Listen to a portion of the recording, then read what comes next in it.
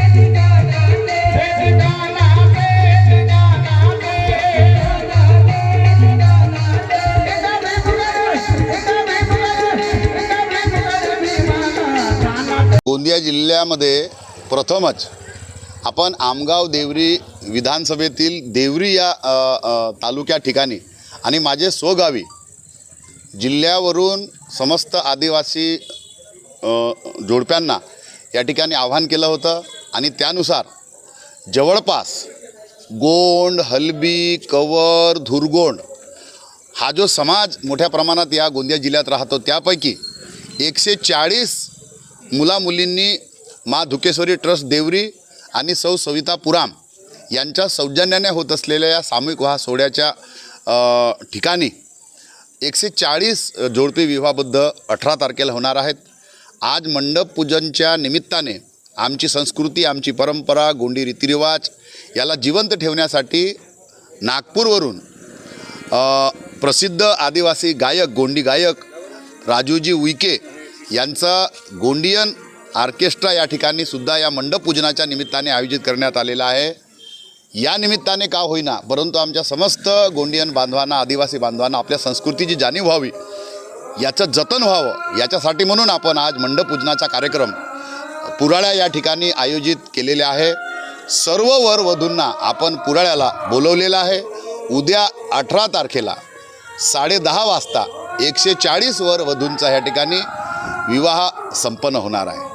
कोण मंत्री येत आहेत उद्याला? आपण या विवाह सोहळ्यासाठी राज्याचे आदिवासी मंत्री डॉक्टर अशोकजी उईके, खासदार आपले डॉक्टर नामदेवरावजी किरसान, जिल्हा परिषदेचे अध्यक्ष लायकरामजी भेंडारकर, उपाध्यक्ष सुरेशजी हरसे, संपूर्ण सभापती, सर्व जिल्हा परिषद सदस्य, सभापती, पंचायत समिती सदस्य, नगरपंचायतचे नगराध्यक्ष, सर्व नगर सेवक आणि तळागाळातील समस्त समाज बांधवांना या ठिकाणी आमंत्रित करण्यात आलेलं आहे आणि त्याच्यामुळे उद्या वेळेवर 10:30 वाजता हा विवाह सोहळा पुराळ्याला संपन्न होणार आहे। सविता संजय पुराम, माजी महिला बाल कल्याण सभापती, सध्या पुराडा जिल्हा परिषदातलं जिल्हा सदस्य आहे। आम्ही आदिवासी सामूहिक विवाह सोहळ्याचं मोठ्या भव्य मेळाव्याचं आयोजन केलेलं आहे। यासाठी 140 जोडपे उद्या 11 वाजता विवाहबद्ध होणार आहे। या कार्यक्रमासाठी सन्माननीय आमचे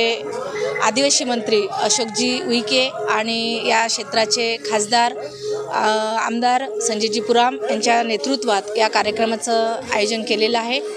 आमच्या आदिवासी परिवाराची आर्थिक परिस्थिती थोडी हालाकीची असते, भव्य दिव्य ते विवाह सोहळा करू शकत नाही आणि त्यांना कन्यादान योजनेचा लाभसुद्धा मिळावा यासाठी आम्ही ह्या विवाह सोहळ्याचं पहिल्यांदा आयोजन करण्यात आलेलं आहे। आणि यासाठी वाटलं नव्हतं, सुरुवातीला आमचं 51 जोडपे किंवा 50 जोडपे होईल असं एक आशा होती, परंतु भरपूर लोकांनी साथ दिला आणि वधूवर आजच आम्ही सगळ्यांना बोलवलेलं आहे आणि आता मंडपपूजन आणि उद्याला 11 वाजता विवाह संपन्न होईल।